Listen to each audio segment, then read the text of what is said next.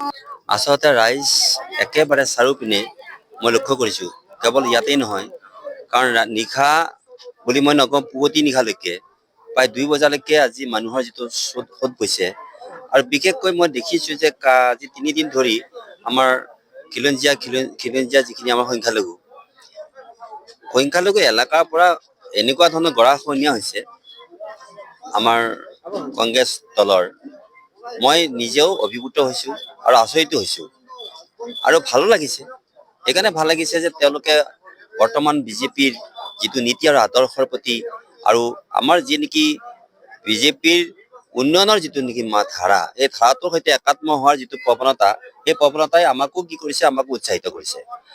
কাৰণ সকলোৱে লক্ষ্য হৈছে কি যে এইখন চিপাঝাৰ বহুত উন্নত আৰু এতিয়া উন্নত কৰাৰ কাৰণে আমাৰ যিটো আন্তৰিক প্ৰচেষ্টা, আমাৰ মুখ্যমন্ত্ৰী ডক্টৰ হিমন্ত বিশ্ব শৰ্মা ডাঙৰীয়াৰ যিটো নেকি সপোন, এই সপোন পূৰ্ণ কৰাৰ যিখিনি কাম তেখেতে 3.5 বছৰত কৰিলে, সেইখিনিয়ে কিন্তু মানুহক কি কৰিছে, মানুহক অন্ততঃ আশ্বস্ত কৰিছে যে বিজেপিৰ দ্বাৰাহে আমাৰ এই চিপাঝাৰ আৰু নিজৰ যিখন ঘৰ আৰু নিজৰ ল'ৰা ছোৱালীৰ ভৱিষ্যত উজ্জ্বল। সেয়াই হৈছে আমাৰ মূল মন্ত্ৰ। আপোনালোকে নিশ্চয় মন কৰিছে যে মুখ্যমন্ত্ৰী মহোদয়ে স্বয়ং তেখেতে নিজে আমাৰ ক'ত যে বিধানসভাতে ঘোষণা কৰিছে।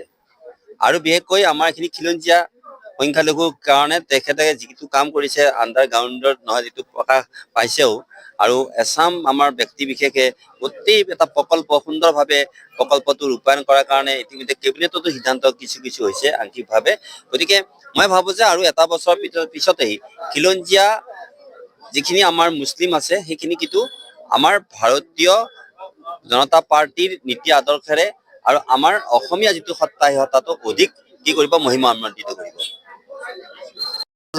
আমি আজি মাৰৈ দুবিনি চকী পঞ্চায়তৰ অন্তৰ্গত দুবিনি চকীত দৰং জিলা ভাৰতীয় জনতা পাৰ্টি সংখ্যালঘু মৰ্চাৰ উদ্যোগত আৰু চিপাঝাৰ বিজেপি সংখ্যালঘু মৰ্চা মণ্ডল সংখ্যালঘু মৰ্চাৰ সহযোগত আমি এখন নিৰ্বাচনৰ উদ্দেশ্যে, আমাৰ আগন্তুক ইলেকশ্যনৰ বা নিৰ্বাচনৰ উদ্দেশ্যে আমি এখন সভা অনুষ্ঠিত কৰিছিলোঁ। সভাখনত ৰাইজৰ যিটো বিপুল সঁহাৰি, শ ৰাইজৰ যিটো সঁহাৰি দেখিছোঁ, আচলতে আমি খুব উৎফুল্লিত হৈছোঁ যে ৰাইজে যে আমাৰ সংখ্যালঘু ৰাইজে অৰ্থাৎ খিলঞ্জীয়া মুছলমান লোকসকলে যে বিজেপিক আদৰি লৈছে, তাৰ এইটো এটা প্ৰমাণ। গতিকে এনেকুৱা ধৰণৰ প্ৰমাণে বুজাই দিছে যে এইবাৰ আমাৰ ভাৰতীয় জনতা পাৰ্টি মিত্ৰজোঁটৰ প্ৰাৰ্থী ডক্টৰ পৰমানন্দ ৰাজবংশী যে বিপুল ভোটত যে জয়ী হ'ব, এইটো এটা নিশ্চিত কৰি দিছে। আজিৰ সভাই এইটো প্ৰমাণ কৰি দিছে। Any Times 24/7. Your news, your voice.